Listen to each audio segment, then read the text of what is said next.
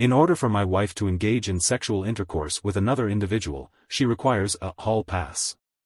This effectively denies her the opportunity to validate my insecurities and perceived male toxicity. I am uncertain, however, as to whether this is an accurate assessment. I have been married to my wife since 2001, and we first became acquainted in 1999. She is, in my opinion, the most considerate, loyal, clever, and kind person I have ever known. I consider myself fortunate to have married her. She remains, even today, aesthetically beautiful, and men have told her this throughout our marriage. She has consistently rejected their advances. Earlier this year, she was diagnosed with uterine cancer, stage 1, and subsequently underwent a full hysterectomy. I was never concerned about the cancer, as it was diagnosed early, treated promptly, and she made a full recovery. I took time off work to care for her after the surgery, and everything appeared to be going well. There were some expected emotional challenges on her part, and although I am not an emotional person, we addressed them together. After her recovery, she was insistent that we start living life to the fullest and took a 10-day vacation. A day trip to Europe was followed by a trip to Bice later in the year. Additionally, visits to Portugal, Spain, and the United Kingdom are planned. The objective is to create memories and fulfill experiences on the bucket list, whether for her or for us. I am supportive of her aspirations. However, I have also observed that she is feeling vulnerable. Consequently, she has started taking classes in healthy cooking, yoga, and swimming. I was initially supportive of these endeavors until last week. Last week, she returned from work and informed me that she wanted a hall pass. She indicated that she wished to utilize the time and opportunity to engage in sexual intercourse with someone other than me. She stated that her outlook on life has undergone a transformation since her cancer diagnosis, and that she desires the freedom to pursue activities and experiences that align with her desires. She elaborated that there is a male colleague at her workplace with whom she has long held a romantic attraction. He is scheduled to depart from his position. The company and she will never see him again, so this is the optimal occasion to engage in sexual intercourse with someone other than her husband. She stated that he could decline, but that she would be displeased and disappointed for an undetermined period of time. Furthermore, she asserted that his refusal would confirm his male toxicity and insecurity. I consider myself to be toxic, and if not wanting your wife of 20+ years to sleep with someone else is insecure, then I am insecure. I informed her that I appreciated her discussing this with me, but approval through coercion is not approval. Additionally, I stated that I do not appreciate her language in describing me as of the potential ramifications of this significant issue, which could impact the future of our marriage and overall well-being, remain uncertain. In the morning, she expressed regret for placing such a pivotal decision on my shoulders alone and sought to assist by removing me from the equation. She reserved a hotel room in the vicinity of her colleagues. The worker is holding a celebration and send-off for this individual, during which the aforementioned woman will be present. She has indicated her intention to spend the night at the event and has expressed hope that her husband will be present upon her return. She has also stated her willingness to address any inquiries he may have regarding the evening's events, but only after a period of time has elapsed. She has declined to disclose the identity of the individual in question or any details about him, citing reasons related to her own understanding of the situation. She is aware of my tendency to dwell on and obsess over such matters and believes that this would only serve to make the situation seem more real to me. This assessment is, in fact, quite accurate. However, her perspective is that the less I know, the better. This seems to contradict her offer to tell me anything I want to know after it happened. It is possible that she will not tell me because she knows I won't ask questions. In my estimation, a portion of my perspective is that perhaps I should simply allow events to unfold, given that at the very least, she has been forthcoming with me and has experienced significant challenges since learning of her cancer diagnosis. I cannot dismiss the potential impact of this on her mental health or her outlook on life, as I am unaware of the full extent of her experiences.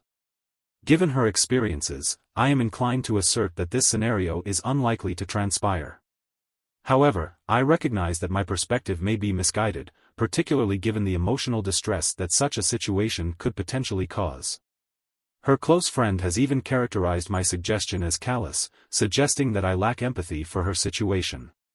Nevertheless, I maintain my position, as I am uncertain as to whether she would truly be at peace with such a decision.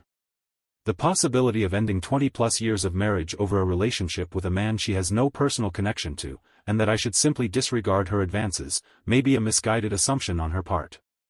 It is possible that she believes I will not end the marriage over a single encounter.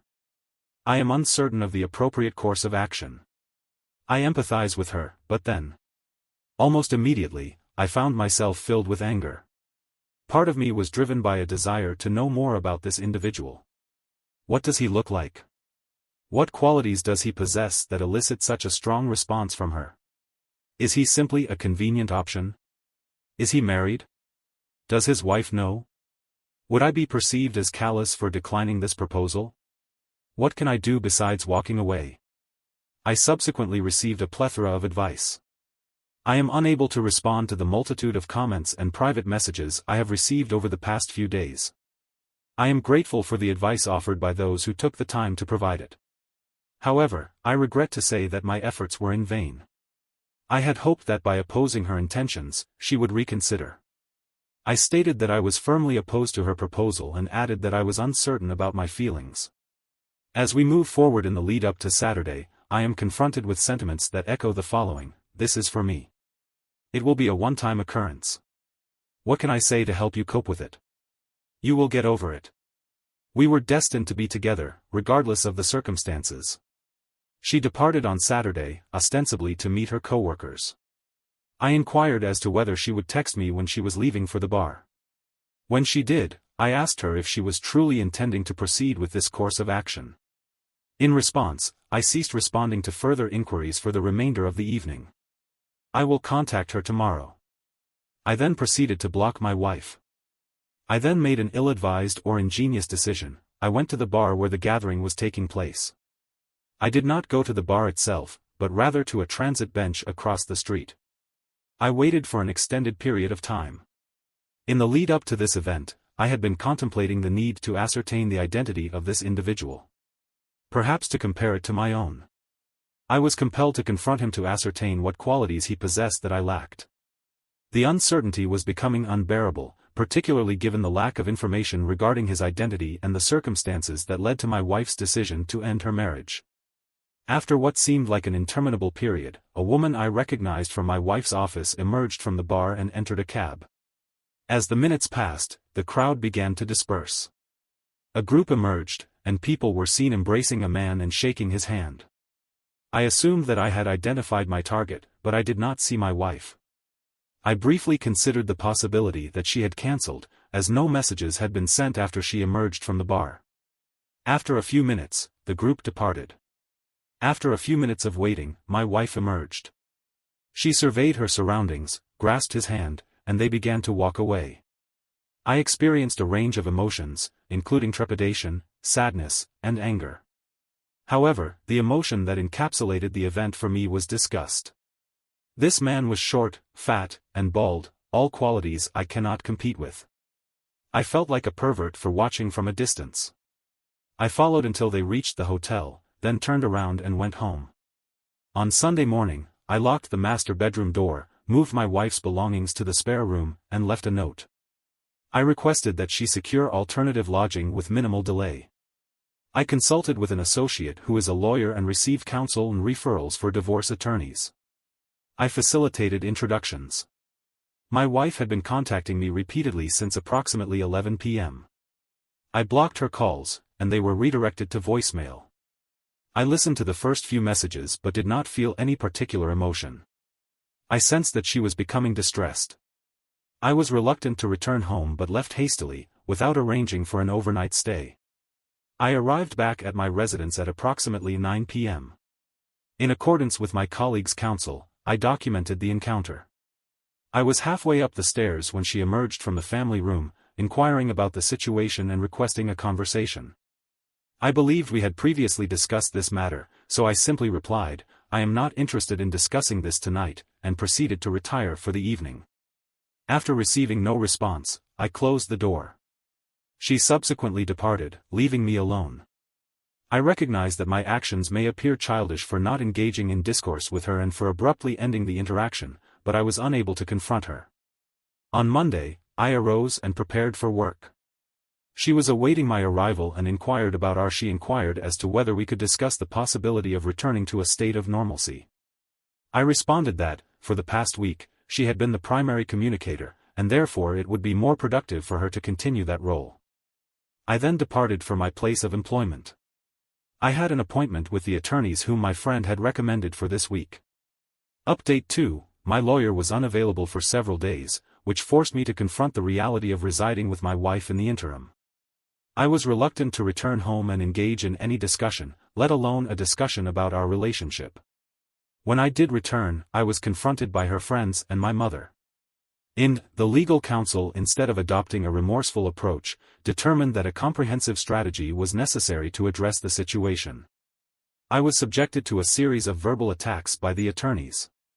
The BFF was identified as the primary instigator, but all of them participated in the criticism. Their statements included, "She has endured significant challenges, you are unaware of her experiences, and you have no understanding of what it is like to confront such circumstances." This was a singular instance. At least she informed you that she could have concealed it from you. She will never see the individual in question again. My favorite was the remark that you are an __, for what you have been putting her through these last couple of days. I listened and inquired if they were finished. When there was a pause in their rage, I then questioned my wife to see whether she had forgotten to inform anyone else or anyone in her friend group about this. I subtly told each of them that I was going to meet with I have been subjected to verbal abuse, humiliation, and pressure to remain in an affair after being informed of the infidelity. I have been made aware that I have no influence over the situation and therefore no authority to make decisions regarding my future. My former spouse has offered an apology, expressing regret for her actions. However, there is a distinction between regret and remorse. Regret implies a sense of disappointment or dissatisfaction with the outcome, whereas remorse is a deeper emotional state that encompasses a sense of guilt and accountability. Due to the cause and effect, you experience regret because your life will never be the same, nor will our relationship. You were self-absorbed and unconcerned about my feelings and desires. She inquired if I had any questions she could answer. I replied that my only question was why, not necessarily why this man, but why this particular individual. She terminated her relationship with an unsuitable and unfit partner, but questioned why she had ever been with him in the first place. She stated that the cancer had frightened her greatly, as though she was hastening towards mortality and stepping out of a tunnel. She felt an appeal in ending her marriage and motherhood, and sought an escape from her role as a wife and mother. She had been interested in the man for some time, but he was not the reason for her decision. I would not have rejected the proposition outright, but I considered the man to be a significant departure from my own standards. I informed her that, in my opinion, she would have to be a considerable improvement on you if I were to consider the possibility of jeopardizing my marriage. I informed her that I had observed you and the man exiting the bar together on the night in question. I had witnessed you walking hand in hand towards the hotel with the man. I had also noted the familiarity between you both. I inquired as to whether there was something going on between you both, given the apparent ease with which you interacted. Before all of this had occurred, she had denied any such relationship, but who can say whether that is the truth or not? I inquired as to the veracity of this claim. After our lengthy tenure together, I found your lack of respect for me to be astonishing. I concluded by stating that I would be unable to maintain self-respect if I condoned such a level of disrespect and remained in the relationship. I expressed hope for a cordial separation and stated that I had an appointment with a lawyer later in the week. I once again requested that she seek alternative accommodations. She stated that she had no intention of leaving and that she would not be seeking a divorce. She indicated that she would provide me with the time I needed to recover from this situation and offered her support in whatever way I required. She suggested that we engage in marriage counseling, which I declined. I questioned the necessity of such a course of action, given that I had not engaged in any behavior that would warrant the input of a therapist. I proceeded to serve her with notice to vacate the house, which represents my primary objective. Despite having relocated to her mother's residence, the subject continues to visit the residence frequently, inquiring about the subject's needs and offering suggestions, such as the possibility of an open relationship or threesomes. These suggestions appear to be driven by a sense of desperation and a lack of self-esteem. The subject has consistently rejected these suggestions and informed the subject that she must call to request permission before visiting. Finally, the subject seems to have conveyed the message that the dissolution of the marriage is inevitable. She has stated that she will prolong the divorce proceedings for as long as possible, but thus far has been cooperative. The most distressing aspect of this situation is informing my daughter of the impending divorce and the rationale behind it, followed closely by her pleading with me to reconsider giving her mother another chance. I am uncertain whether I would have been afforded the same consideration if I were the one who had been unfaithful. The latest development is that there is not much to report. We are currently in the legal process of divorce requires that we be legally separated for 1 year. My former spouse has indicated that she would be amenable to negotiating a favorable settlement if I agree to attend marriage counseling. However, I am not inclined to pursue this option. There was a period of negotiation regarding the practical aspects of separation, including the division of household responsibilities and the custody of our children. We have recently reached an agreement regarding these matters. The legal separation period allows for the divorce language to be defined. The house was a premarital asset, so she has no claim to it. The only assets she could pursue are my pension, vehicles, and vacation property. However, I would counter that she has lived in the marital home for 20 years and has her own income, as well as an inheritance from her father. I may offer a top-up in retirement, as she was a stay-at-home spouse. At this juncture, it is unclear whether the aforementioned individual will be entitled to any financial compensation. While my daughter was young, I was a homemaker. However, that is no longer the case. I have received numerous messages regarding my daughter's friend group and my relationship with her. Therefore, I will address some common misconceptions. My daughter is not taking her mother's side. She has always been close to her mother, but she is currently unhappy with her mother. Initially, she was shocked and hoped that we would reconcile. Despite the ongoing issues, she has come to accept that reconciliation is unlikely. She has limited her interactions with her mother, but ultimately, she remains her mother. The husbands were displeased with the level of complicity of their wives in facilitating contact and infidelity. As a result, they severed ties with my wife. However, this appears to have been forgotten at this juncture. She was the primary instigator and appeared to derive a perverse pleasure from actively creating scenarios that would facilitate contact between them, to the extent that her husband began to question her motives. It subsequently became apparent that she held no affection for me whatsoever, and this was her way of exacting retribution. Nevertheless, despite the evidence of sexting in his wife's communications, she ultimately prevailed. The husband acknowledged the situation and stated that he was handling it when we met again. He expressed regret for his wife's involvement, stating that it was not his fault and that he simply wished to move on. I have decided to refrain from dating for the time being. I am unwilling to ever get married again. That concludes our discussion, unless she is fortunate enough to find forgiveness from me. I doubt that I will post again.